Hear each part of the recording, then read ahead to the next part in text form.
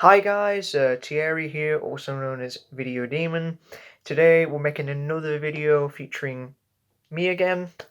Bit of a delay because I've been so busy, university and things like that. But when I feel like it, I want to make nice little videos, like this. And what better way to do it by doing a video about my top 10 favorite albums. Now, if you remember, a few years ago, back in 2016, yes, that long ago, I already made a top 10 favorite albums video. But as things do, we all change, and I felt like updating that list. And, in 2016, I was a 15-year-old, and now I'm 20, almost 21 in a few months. So things have changed, but I also wanted to see which albums have changed on my list and which ones remain the same, because a lot of them I've still kept but moved around, and some of them are completely new ones with my music, taste changing and discovering bands. So, I could have done a whole top 20 thing here, but we're just keeping it to 10, and I'm going to keep it quite informal. It's not scripted. I do have some notes in front of me on my computer just to remember things, but if I forget, obviously I can put it in the description of the video and such like that. And before I start the video, why do I have a shirt with boobs on it? I create Death Rays, my friend's band. They're pretty good.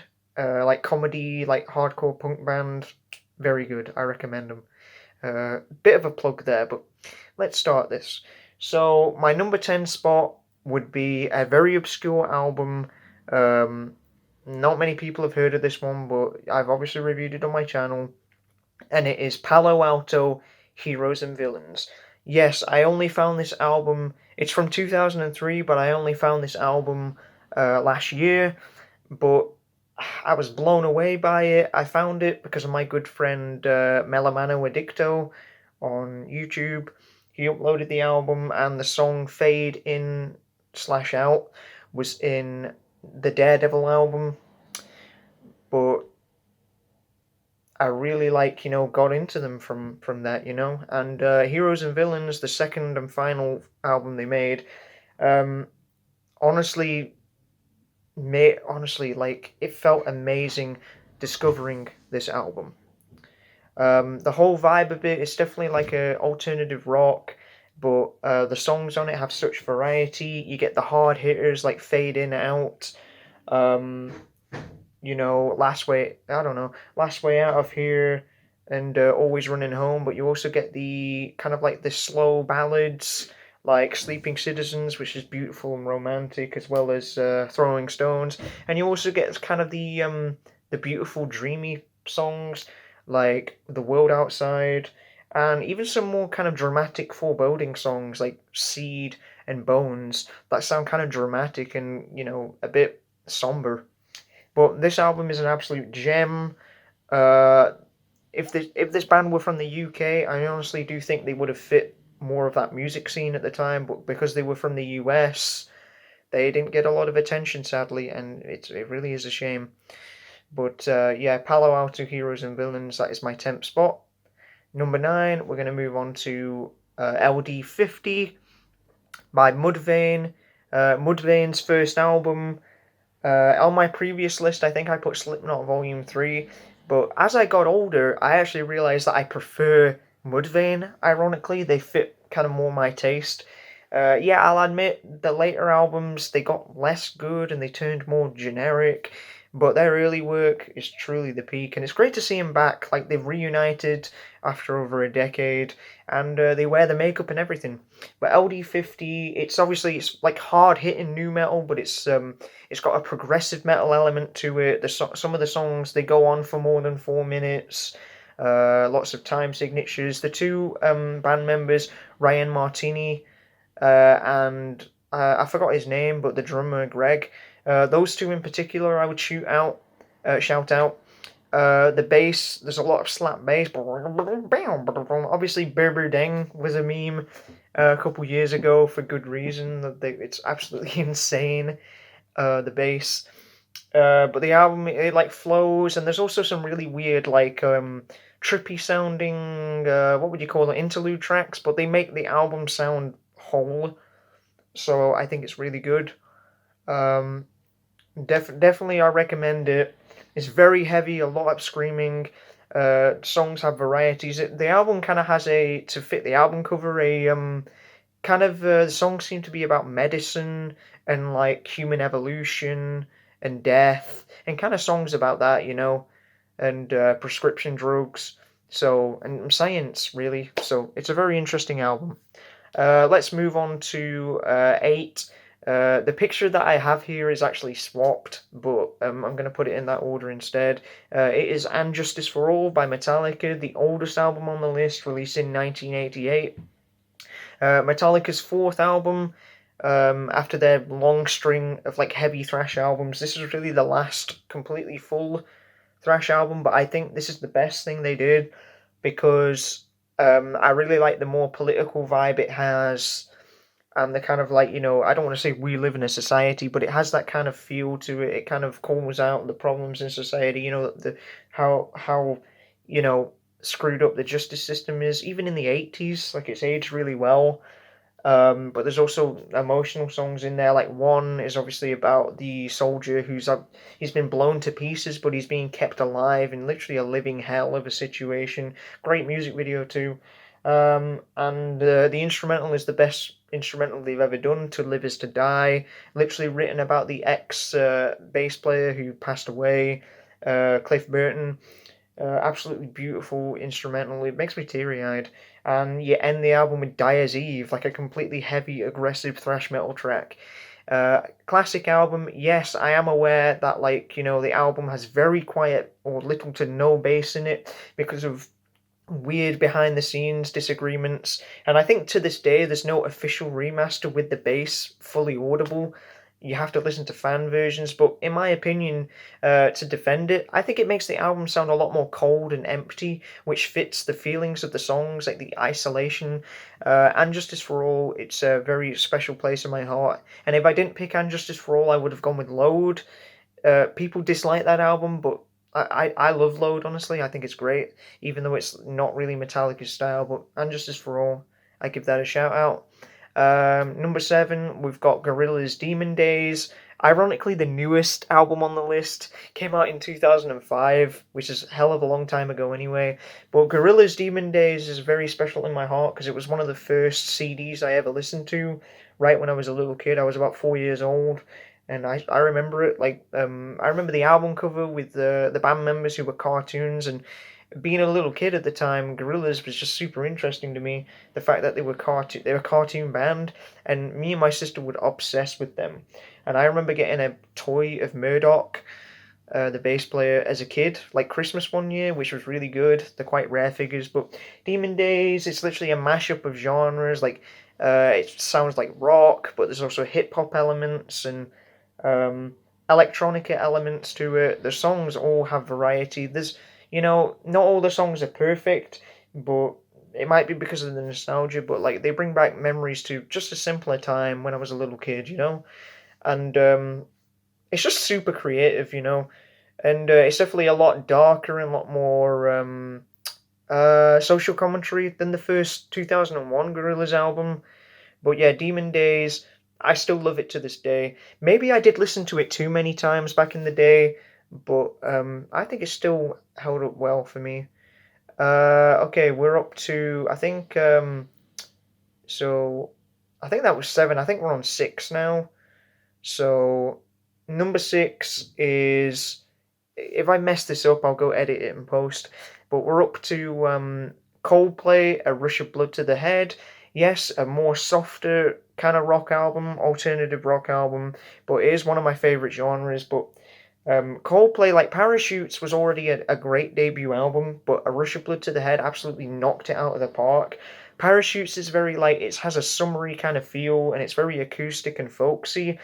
A Rush of Blood to the Head, however, just goes full on somber, emotional.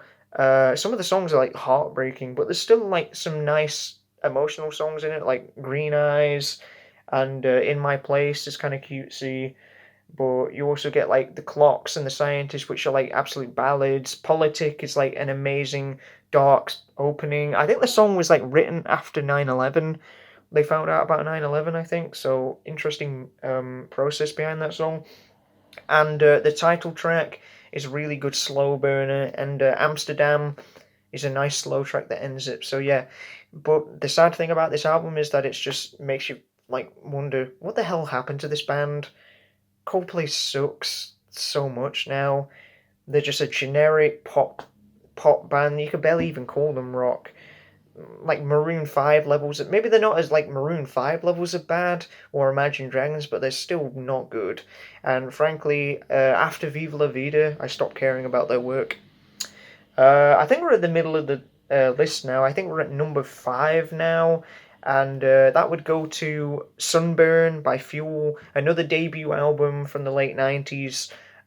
Sunburn, uh, obviously, you all know Fuel is one of my favorite bands. Like, I found them at a perfect time in my life when I was about 16. I definitely was about 20 years late to their success, but I'm really happy I found them because they changed my life. Like the day I listened to Shimmer, I won't forget because that song it gave me so many feels. And then Hemorrhage did and Won't Back Down as well. Those were the first songs I heard. But Sunburn I chose as the best of the three. The three first albums by Fuel with Brett Scallions on vocals as well as Carl Bell on guitar. Those two were a dream team, and I don't know why they can't make amends. But Sunburn is the most grungy sounding, it's the rawest sounding, it's the most similar to like traditional grunge of the early 90s, you know, like Nirvana and your Alice in Chains. But Sunburn has a little bit more of a radio friendly kind of feel to it, and some of the songs have more of a romantic vibe. That's why I prefer it over um, the earlier grunge bands, because I vibe more with those kind of emotional songs.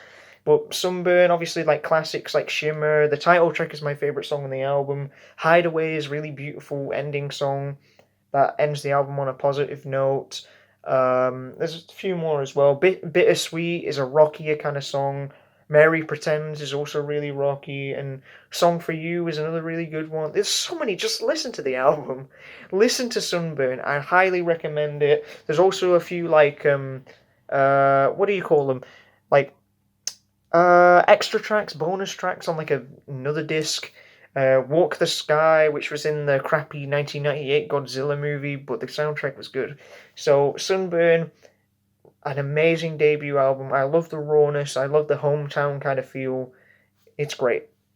Number 4, we're going to move on to another obscure release by a band that didn't last very long, and that is Atom Ship's one and only album, The Crash of 47. Their only album released in 2004. I'm really happy that I found this one because of the song "Time for People" was on the Punisher album, and I found them from a lot of like internet groups, and yeah, I love them. Their style is like very much the post grunge sound of the time, similar to Seether and whoever else, Fuel, I guess, and like 12 Stones, but they have more of a progressive rock element to them, like Tool. The songs, though, I prefer this band over Tool because the songs aren't overly bloated and just like boring to listen to. No offense to Tool, but I'm just not a fan.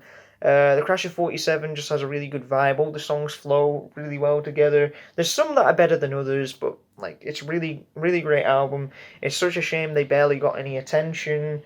Because this is the type of thing, like I think, like they would have had more success with later albums, kind of like what Breaking Benjamin did. Which, speaking of, we're gonna get to them later. But Atom Ship, they didn't. They weren't the luckiest band. Let's just say that Nathan Slade died of a drug overdose. The guitarist and their original, well, the replacement vocalist, but the one on this album, Joey Culver, passed away at the end of 2020. I was privileged enough to talk to him, even though it was over Facebook.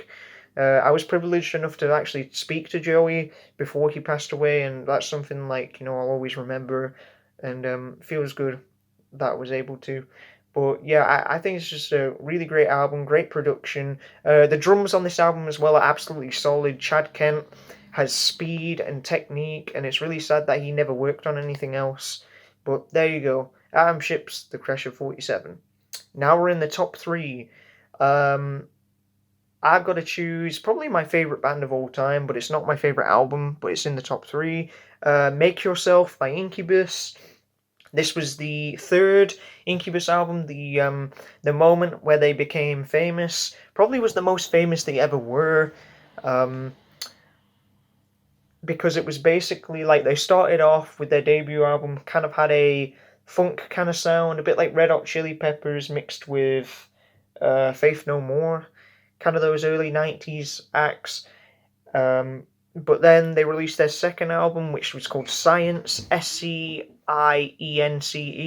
Science. It has more of a heavier sound to it. It really is like new metal mixed with funk, mixed with just elements of jazz. It's really cool. But Science, in my opinion, has less songs I like on it.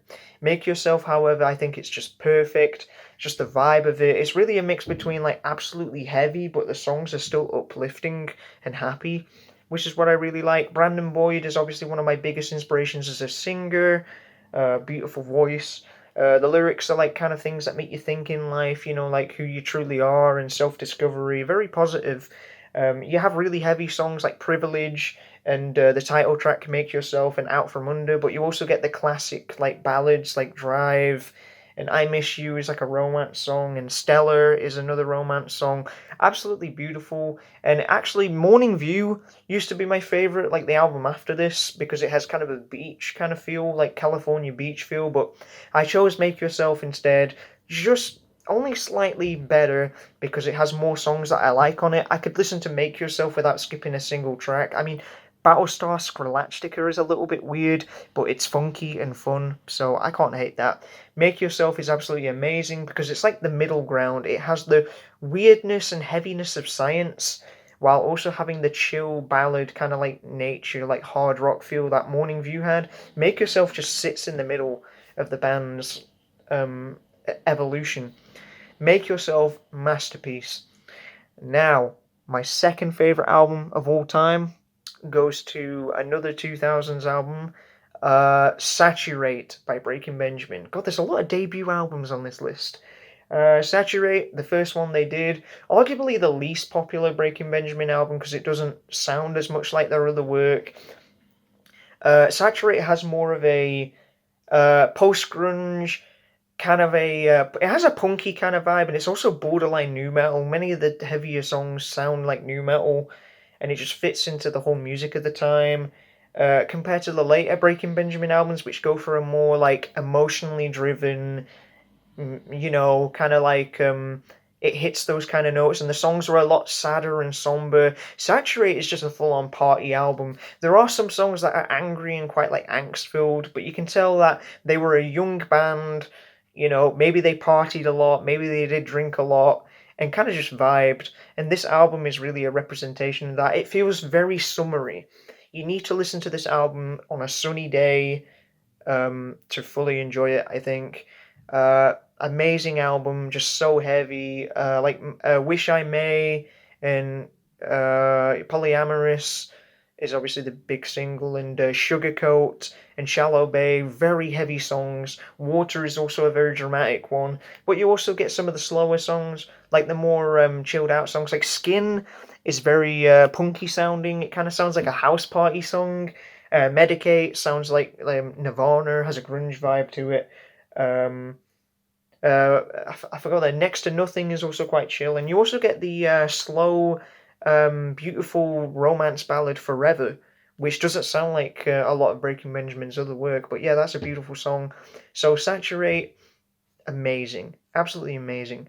Now, before I get into my number one, which I think a lot of you will be able to guess what it is, I'm just going to name a few honorable mentions that didn't make the list or were cut. Becoming I by Unloco, obscure new metal band, has a very dark emotional feel to it. The songs are definitely very somber feeling, but really good, underrated. Keen Hopes and Fears, another softer rock album with a lot of keyboards. It's aged really well, and let's be honest, everybody knows somewhere only we know, and everybody's changing. Everyone knows those songs. Great album. Uh, Collide by Skillet. Not a huge Skillet fan, but this album was before they got really big with songs like Monster, and it has more of a heavy nu metal vibe. So even for Christian rock, it's very good. The Believe by Disturbed, the second Disturbed album, it has a lot more of a alternative metal, kind of a slight like spiritual and melodic vibe compared to how edgy The Sickness was. But I actually really like that direction. OK Computer by Radiohead. I took it off the list because I felt it was a bit too overrated, and it kind of has a reputation for being very pretentious sounding, um, like Radiohead are known for. But I still really love this album. It's got me through a lot of times. So yeah, there were just a few honorable mentions. There's probably way more, and if I haven't listed any, just them, I'll post them somewhere else. Oh, and one more as well. I'd probably put this The Lonely Position of Neutral by Trust Company, another one of the more melodic new metal bands, but the album is beautiful as well as heavy, so good.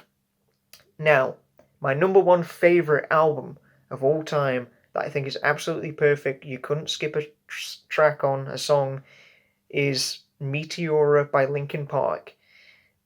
This album is just best album of 2003, best album of every year, honestly. Linkin Park's second album, they released Hybrid Theory, which we all know went God knows how many times platinum. It's diamond certification. It made nu metal more mainstream and melodic sounding, and also being heavy at the same time. But I choose Meteora because even though it doesn't experiment much from Hybrid Theory, it keeps the same style, but actually makes it a little bit better. It's more mature. It's got kind of a more emotional kind of feel. A lot of the songs are definitely sadder, some of them, but like the heavier songs are even heavier. And I also love the album just because it's like it feels like a concept album about dealing with grief, death of a loved one, definitely a relationship breaking up or a family member, disowning or something.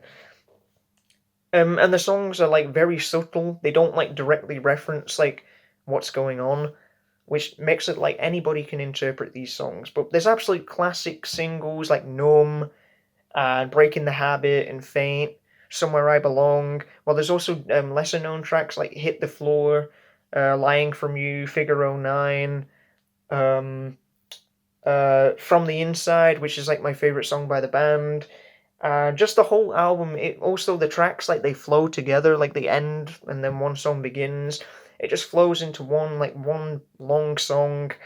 Um, Meteor, it's a masterpiece. The production it fits to this day. It's still the guitars are extremely heavy. The turntables by Johan are used effectively. They're not overused, and of course Mike's rapping mixed with Chester's like singing and screaming. Just oh my god, they just go together just so well, just so extremely well. What more can I say about this album? It's perfect. It was one of the last really big nu metal albums. It's still iconic to this day. I've got it on both CD and vinyl, and I got the vinyl for on Record Store Day 2021. It was like a blue one, really beautiful looking. And also, I had to make this album number one because, in memory of Chester, who passed away nearly 5 years ago. Time is just flying like that, and it's very scary. So, yeah, Meteora. I don't think anything will ever beat this album, in my opinion, in my tastes.